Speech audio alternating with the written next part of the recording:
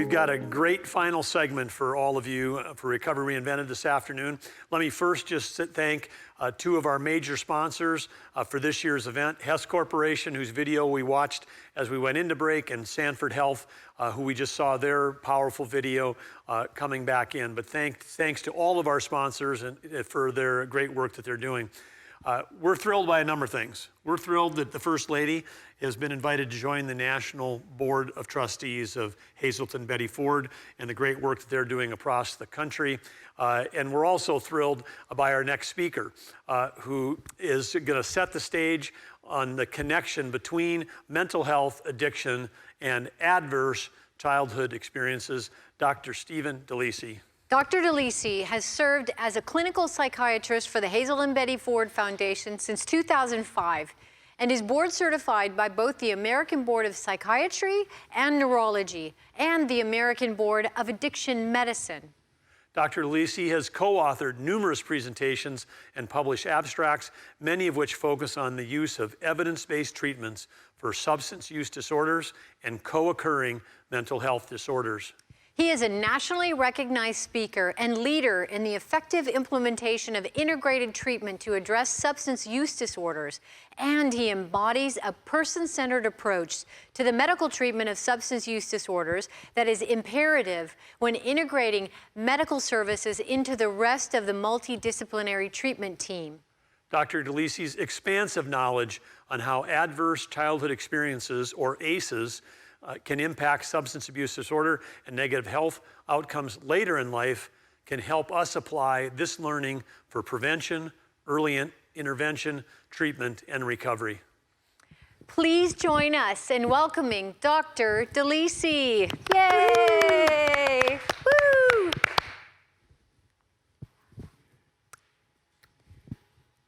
Oh, rookie there you mistake. go. Sorry. I didn't activate my mute button. My apologies. Hopefully now I'm coming in loud and clear. It wouldn't be a virtual event without at least one person doing that, so I'll be that person. Right. I want to start out by saying how much of an honor it is to be a part of this event. I've been able to partake in the live feed for most of today, and Wow. It has been just absolutely wonderful. A big thank you to the Governor and First Lady for the invitation to be here and to share this information. It truly is a passion of mine. I've been in the field for 20 years, and for most of that time, there wasn't a lot of interest in this topic. To have an entire day dedicated to what we are talking about is truly a dream come true. And because I have been a part of this event and I've felt and experienced this event, I'm calling an audible. I am not going to share any PowerPoint presentation. I want to come to you in just the way that everything else has been coming to all of us, and that is from the heart. This is such an important discussion at the individual level, at the family level, and at the community and societal level.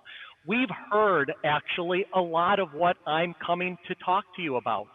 I'm going to just hopefully take the next 20 minutes to connect some dots, to bring in some of the science and medicine that we have finally begun to identify that helps us to understand what has been already mentioned. Dr. Drew started us off in terms of setting the stage clearly that addiction and co-occurring psychiatric illnesses, they're brain diseases. They are illnesses of the brain, and science is now able to back that up. He also mentioned genetics plus the environment. And that's what I'm here to talk with you about and to share the information. How do early childhood experiences and traumas, how do they impact the actual development of our bodies and brains that then relate to later in life illness? chronic physical illness and psychiatric illness and addiction. That's what I'd like to accomplish in the time that I am with you today. So I'd like to start first with talking about what are the adverse childhood experiences. Dr. Drew mentioned them. They're known as ACEs. And what are they? Well, this all really began in the early to mid 1990s when the Center for Disease Control, the CDC, did a seminal study that looked at over 17,000 individuals and asked how many of 10 adverse childhood experiences did people experience prior to the age of 18? And then what were their health status as an adult? And they correlated those in their seminal study. And that's what I want to talk to you about. But then I'm going to take it to the next level. We're going to talk about more recent studies, and we're going to talk about the science and the neurobiology that is being understood as to how those experiences actually lead to the illnesses, not just correlation, but actually directly related to the physiology. To set the foundation so that we're all on the same page, what are the typical 10 adverse childhood experiences that are studied? Well, they can be broken into three main buckets. The first bucket is abuse, physical, emotional, and sexual abuse prior to the age of 18. The second bucket is what's called household challenges, things within the household that are experienced as a child. Things like the mother figure in the home being treated violently, a substance use disorder within the home, a co-occurring psychiatric disorder in the home, separation, divorce, or loss of a parent, and a household member incarcerated. And then the final two ACEs are in the bucket of neglect, physical and emotional neglect. Now, let me pause for just a moment before I go on to what the research has shown, because I want to say a few things. One is that when we look at the adverse childhood experiences and the increased risks, we're talking about increased risk. I do not want to leave anyone who's watching this who may have experienced these adverse experiences or other traumas in childhood to think that they are destined to have the illnesses that we'll talk about. That's not the case. There's risk. I also want to state that in the same way that adverse experiences can confer risk, positive experiences and enriching the environment can confer protection and prevention. And that's where we'll end with today's presentation. Now, how common are adverse childhood experiences? Well, in that initial study by the CDC, over 60% of that more than 17,000 US citizens, more than 60% had at least one adverse childhood experience, and nearly 40% had two or more adverse childhood experiences. And they also found that ACEs do not exist in isolation. If you have one, you have an 87% chance of having another. Now, if we look closer to home, we look at North Dakota. From a couple of years ago, the data are better than that national data, and that's been borne out on several occasions. North Dakota, about 40% of individuals in North Dakota have at least one adverse childhood experience, still a fairly large percentage, and about 17.5% have two or more ACEs. But more recent studies have been looking at subpopulations. How does that differ if we look at different socioeconomic status, or if we look in populations of individuals who have addiction or a psychiatric illness? Well, that data is different and more profound. What we find, a very recent study of a population of women with addiction found that 83% of them had four or more adverse childhood experiences, 83%. And in North Dakota, there is a difference depending on income, family income. In families at 0 to 99% of the poverty level, almost 43% of those individuals had two or more ACEs, whereas only 7.6% from families at 400% or more of the poverty level. That brings up the fact that adverse childhood experiences themselves do not occur in isolation. The social context, the social determinants that we are studying and understanding at a public health level, they contribute to either increasing or decreasing adverse childhood experiences. And even below the social determinants of health, what we just were hearing a little bit before I came on, are the generational traumas and the generational embodiment of historical traumas that some of our communities in our nation have experienced, the Native communities, the African American communities. That lies below on the ACEs pyramid at the foundation. At the very peak of the adverse childhood experiences pyramid are earlier deaths. What we know is that as you have increasing adverse childhood experiences, your risk of different chronic illnesses increase and life expectancy decreases. What do I mean by that? At 4 or more adverse childhood experiences into adulthood, there's a 4.5 times risk of major depression. Anywhere from 2 to 4 times the risk of an alcohol use disorder, and for illicit drug use disorder, 7-fold increase. With 4 or more adverse childhood experiences, again, experiences prior to the age of 18, that increases your risk of suicide by 12-fold. 6 or more adverse childhood experiences in a study just done a couple of years ago, that showed that the risk of a suicide attempt with someone with 6 or more adverse childhood experiences was over 24 times higher than someone without adverse childhood experiences. But it is not just psychiatric illnesses and addiction that are driven an increased risk related to these early experiences. It's also chronic liver disease, chronic lung disease, and chronic heart disease. And as I mentioned, a 20-year reduction in life expectancy for individuals with 6 or more adverse childhood experiences. What we're talking about there when we're talking about the earlier death, we're talking in large part about those deaths of despair that everyone that went before me touched upon today. As a society, we must address these adverse childhood experiences.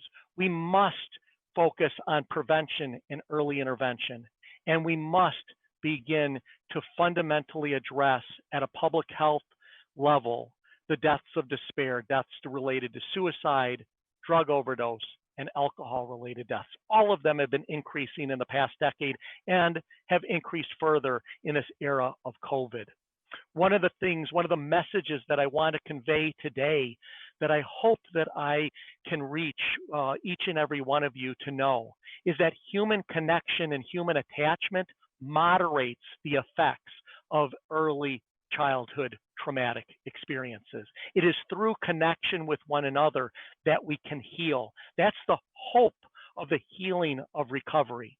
We just heard of the importance of peer support specialists. Oh my, such crucial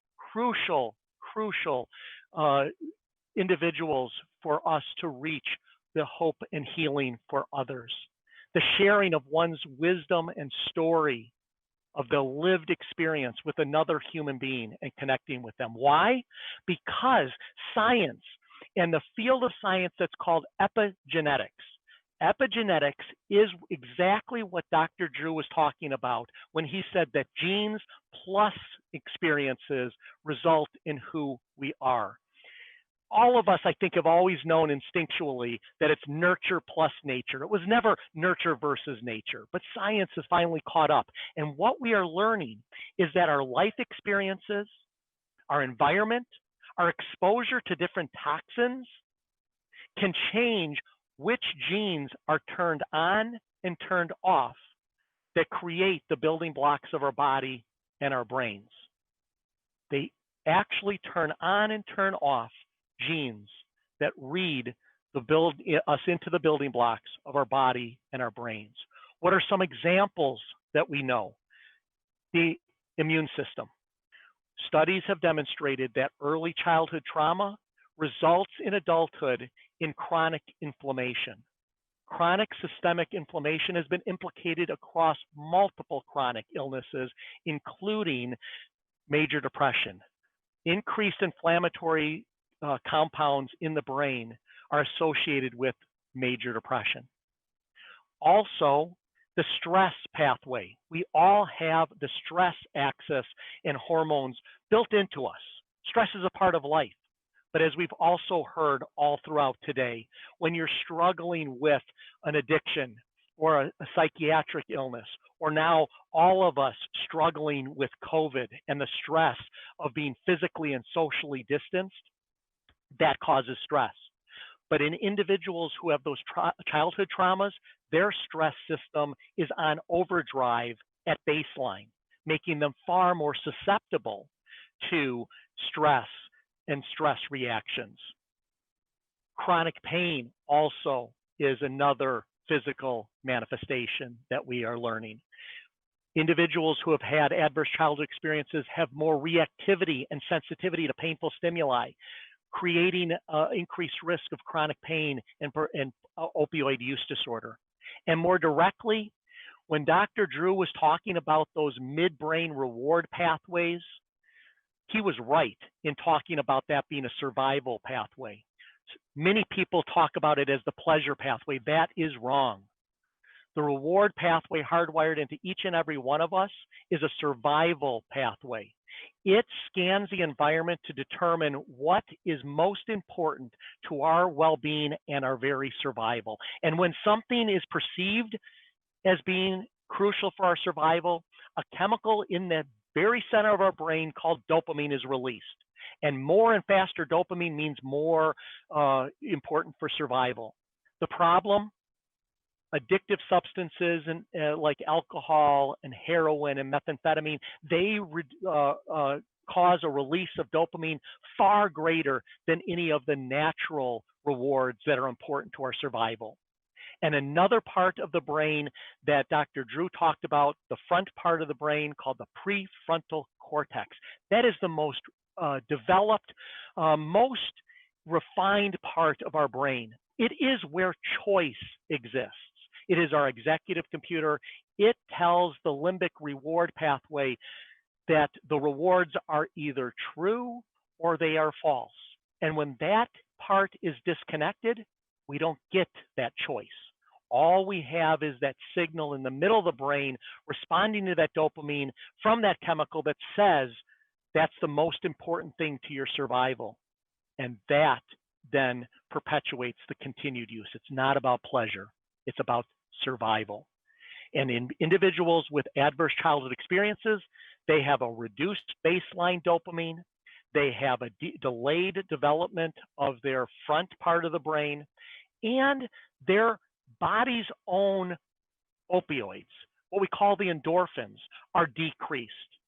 And what does that mean? The endorphins, the opioids, are critically important to our sense of attachment and connection with other humans. And when that's decreased, we feel a sense of disconnect, and it promotes us moving towards people. But what if you're using a substance that artificially activates the opioid system, like the opioids, but also alcohol and methamphetamine? All of them mimic or activate opioids in a different way. And that then is what the person experiences as attachment. Rather than a human attachment, it's attachment to that substance.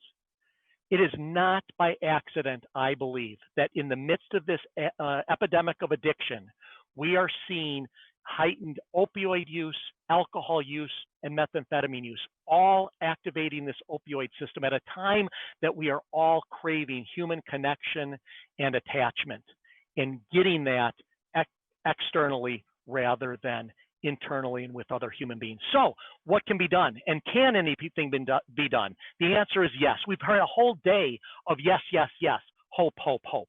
We need to promote positive parenting. We need to support families. We need to support peer specialists supporting individuals and families. We need to promote family-friendly work policies and high-quality child care, and improve screening, prevention, and early intervention in our schools, in primary care, and in pediatrics. David was absolutely correct that pediatrics and primary care have to be a part of this, but so too do our schools, where we can do screening for these adverse childhood experiences and identify families at risk so that we reduce the actual adverse childhood experiences from ever happening, and promote, again, human connection and human attachment. Isn't that what recovery is all about? And it moderates these early experiences, because positive experiences promote hope and healing on a brain level. To finish, I just want to speak to the fact that North Dakota is following the science. They're following this information, and at a public health level, they are addressing the issues that are most important through their 1915 Medicaid state plan amendment to move and get more home and community-based supports for the families, peer support specialists, and enhanced services around psychiatric illnesses and addiction. Their recently approved Family First prevention plan, please, all of you, read through that. It is moderating and going to prevent adverse childhood experiences at a state level. And then finally, the school-based initiatives for prevention, early intervention, more behavioral health resources, and importantly, training and technical assistance for the schools, the teachers, the families, and the students. And really, truly supporting the full continuum of treatment. Again, peer support specialists, that human connection, and reducing involvement in the criminal justice systems and moving it to treatment and prevention where it should be. Thank you so much for this opportunity to share some of this information with you. And again, a true honor. Governor, First Lady, thank you so very much. And thank you also for all of your support in being on the board of Hazelden Betty Ford as well. Thank you. Thank you, Dr. Delisi.